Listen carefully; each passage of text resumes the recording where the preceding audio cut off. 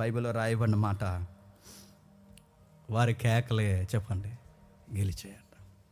ఒరేయ్, 5 సార్లు నిర్దోష అని జడ్జిమెంట్ వచ్చినా చివరికి ఏం గెలిచాయి చెప్పండి?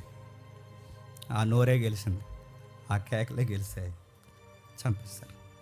మనకు రాయబడిన మరో పదం ఏంటో చెప్పిన, ఆ రోజు పిలాతు అడుగుతున్నాడు, నువ్వు రాజువా అని. ఎస్, నేను రాజునే. ఈరోజు నేను అడుగుతున్నాను, యేసు ప్రభు రాజే,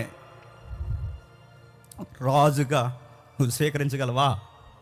ఎస్, నా లైఫ్లో ఆయన కింగ్ అని నువ్వు ఆహ్వానించగలవా?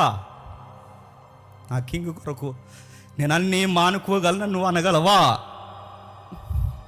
అనలేమాను. ఎందుకు చెప్పనా, మన దృష్టిలో మన హృదయంలో యేసుప్రభు రాజు కదా. ఎవరు రాజు చెప్పండి? మనకు మనమే రాజులు, మనకు మనమే ప్రధానమంత్రులు, మనకు మనమే. ఎందుకంటే ఆయన రాజుగా ఒప్పుకుంటే నువ్వు ప్రతి దినం నువ్వు సిలువేసుకోవాలి. యేసుప్రభుని వెంబడిస్తానంటున్నావు కానీ నీకు అన్ని పిలాతు లక్షణాలే, అన్ని పిలాతు లక్షణాలే. పిలాతు అన్నాడు, నువ్వు రాజువా అని అడిగాడు. ఎస్, నేను రాజుని. మరో ప్రశ్న అడిగాడు, నిన్ను మాట్లాడగాలి,